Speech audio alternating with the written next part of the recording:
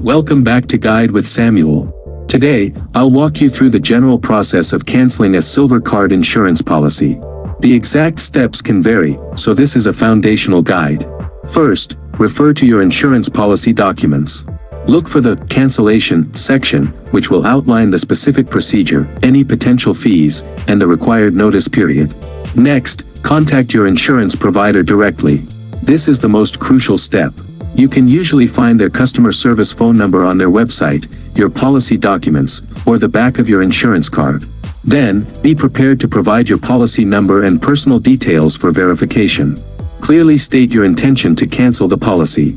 After that, the provider may try to offer you a discount or a different plan. Be firm if you are sure you want to cancel.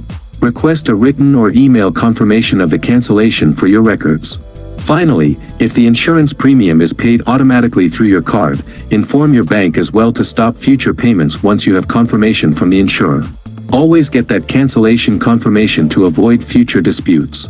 If this guide set you on the right path, please like and subscribe. Thank you for watching.